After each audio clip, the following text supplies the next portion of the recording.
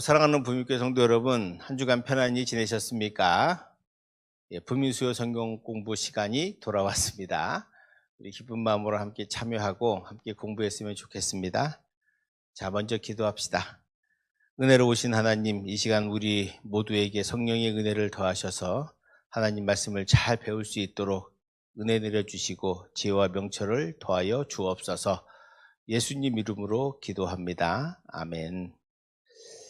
성도 여러분, 지난 시간에 우리가 칭의를 좀 배웠습니다. 칭의가 좀 어려운데요.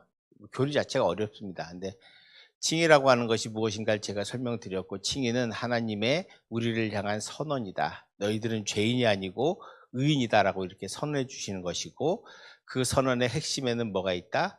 하나님의 의로움이 예수 그리스도의 의로움으로 전가되고 그 예수님의 의는 십자가로 드러난다 라고 설명을 드렸습니다.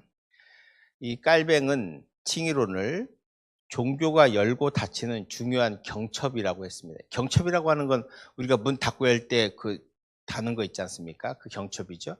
그러니까 문을 열고 닫으려면 경첩이 있어야 됩니다. 그렇지 않으면 열리지도 닫히지도 않게 되죠.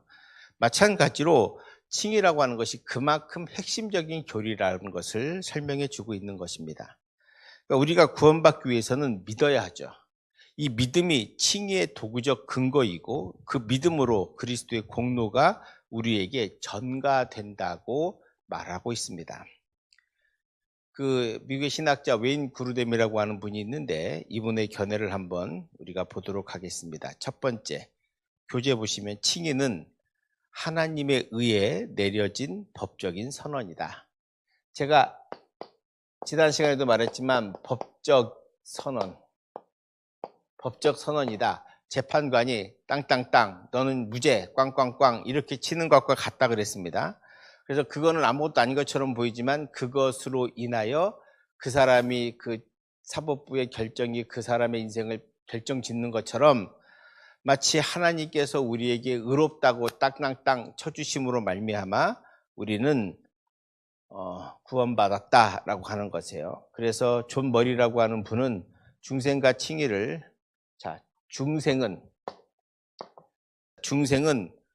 우리 안에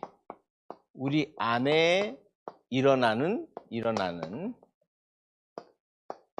하나님의 행위라면 칭의는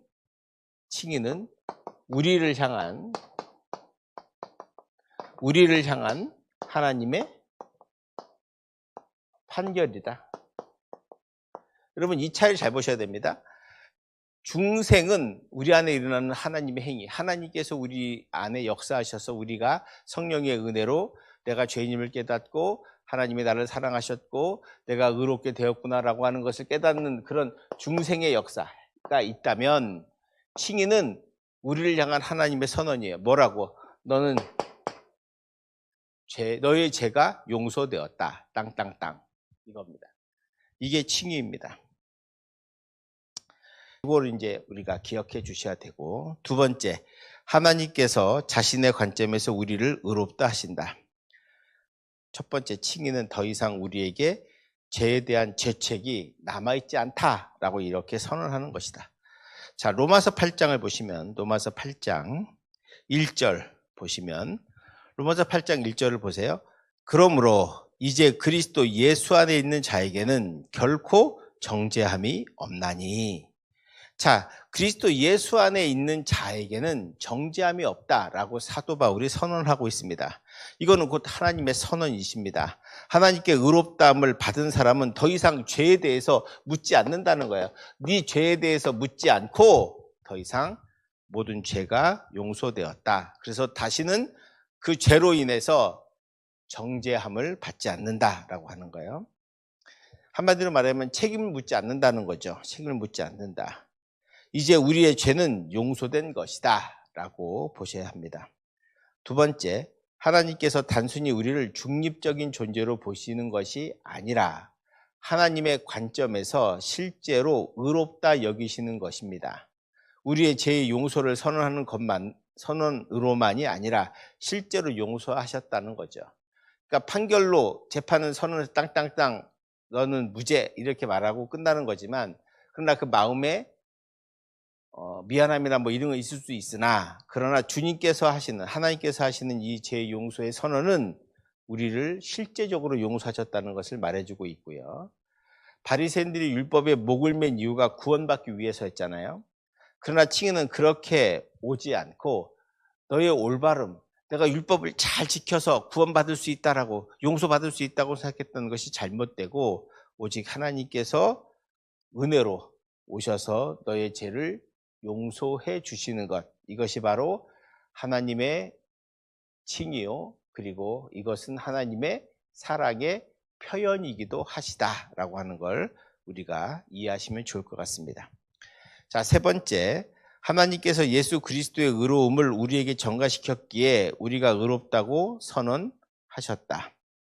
죄책 또는 의로움이 다른 사람에게 전가되는 내용은 성경에서 3번 나옵니다. 자, 성경의 첫 번째는 뭐예요? 아담이죠. 아담이 죄를 지었을 때 그 죄가 누구에게 전가돼요? 후손들에게 전가됩니다. 아담의 죄가 후손들에게 전가되죠. 전가는 그대로 간단 말이에요. 가는 거예요. 자, 두 번째, 예수 그리스도께서 고난당하시고 우리의 죄를 위해 돌아가셨을 때 우리의 죄가 예수 그리스도로 전가됩니다. 자, 아담의 죄가 후손에게 전가됐지만 우리의 죄는 우리의 후손이 되었던 우리가 전가받은 우리의 죄가 예수 그리스도에게 전가된다는 거예요. 두 번째. 그래서 이 죄의 대가를 예수님이 십자가에서 전부 치르게 되시죠. 그리고 나서 예수 그리스도의 의로움이 누구에게 전가돼요?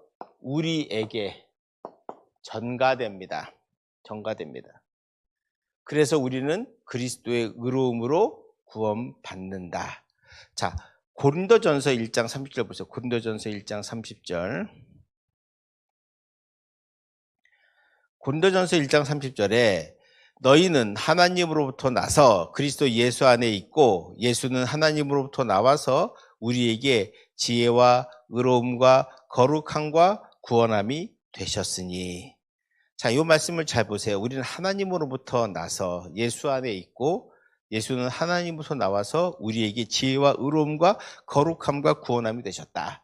즉 우리의 죄가 예수 그리스도의 십자가로 전가되었다면 십자가를 통해서 용서해 주신 주님의 그 의로움이 우리에게 다시 전가되어 우리에게 용서 그리고 우리에게 의롭다고 칭해 주는 것으로 되었다라고 하는 것입니다. 자, 로마서 3장 21절을 한번 보세요. 로마서 3장 21절, 22절을 보십시오. 이제는 율법 외에 하나님의 한 의가 나타났으니 율법과 선지자들에게 증거를 받은 것이라.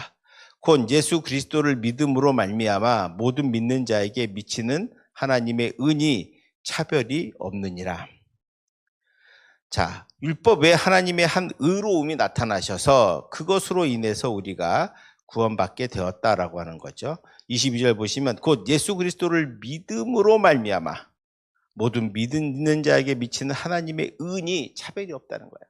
그러니까 예수 그리스도의 십자가의 의로 통해서, 즉 예수 그리스도를 믿음으로 말미암아 모든 믿는 자에게 미치는 하나님의 의가 있어요. 그것을 통해서 우리가 구원받게 되고 용서받게 되었다. 그리고 의롭다라고 칭해 주셨다는 거예요. 이게 이제 핵심입니다. 네 번째, 칭의는 완전한 하나님의 은혜로 주어집니다. 그러므로 우리 자신의 공로에 근거한 것이 아니다라고 하는 거예요. 바울은 로마서 1장 18절에서 33장 20절까지 그 누구도 스스로 하나님 앞에서 의롭게 될 수 없다고 기록하고 있습니다. 그러니까 사도 바울은 이 모든 것이 칭의가 은혜로 된 것임을 강조하고 있습니다. 그리고 전적인 하나님의 호의입니다. 루터도 칭의야말로 오직 은혜로 되는 것임을 강조하고 있습니다. 그 은혜 외에 우리의 다른 공로나 행위를 첨가시키지 않도록 노력한 것이죠. 그럼 왜 우리는 선행을 해야 하는가? 다시 말씀드렸어요. 제가 지난 시간에 가톨릭의 행위 문제와 개신교의 행위의 차이가 뭔지를 말씀드렸잖아요. 가톨릭은 구원의 조건이라면 개신교에서 말하는 행위는 하나님의 은혜에 의롭다 하심에 감사해서 나오는 것이다 라고 말씀드렸습니다. 그렇습니다. 그래서 우리가 선행을 해야 되는 이유는 하나님의 은혜에 감사함으로 행해야 되고 그것이 하나님께 영광을 돌리는 일이기 때문입니다. 요한복음 13장 34절에서 35절을 한번 보십시오. 주님이 우리에게 주신 새 계명을 기억하시기 바랍니다. 요한복음 13장 34절 35절입니다. 새 계명을 너희에게 주노니 서로 사랑하라. 내가 너희를 사랑한 것 같이 너희도 서로 사랑하라. 너희가 서로 사랑하면 이로써 모든 사람이 너희가 내 제자인 줄 알리라. 아멘. 여러분, 내가 너희를 사랑한 것처럼 예수 그리스도가 우리를 사랑해 주신 것처럼 하나님이 우리를 사랑해 주셔서 칭의를 베풀어 주시고 의롭다 해 주시고 은혜 베풀어 주시고 구원받게 해 주셔서 그 놀라운 사랑과 은혜를 너희가 받았다면 이제 너희는 어떻게 살아라? 서로 사랑하며 살아라. 제자가 된다는 건 다른 게 아니라 사랑하며 사는 것입니다. 우리 모두가 진정 주님의 은혜에 감사하고 주님이 주신 사랑으로 충만해져서 이 땅에서 우리가 사랑으로 살아간다면 우리는 주님의 자녀가 되고 제자가 될 수 있습니다. 그리고 주님을 닮아갈 수 있는 삶인 거죠. 왜냐하면 하나님은 사랑이시기 때문입니다. 그래서 사랑하며 사는 것이 그렇게 중요한 것이죠.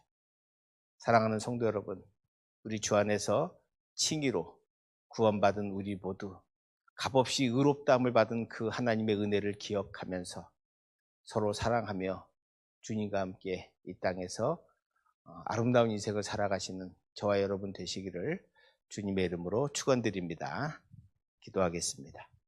참 고마우신 사랑의 하나님, 죄 많은 저희들을 용서해 주시고 의롭다고 칭해 주심을 감사합니다.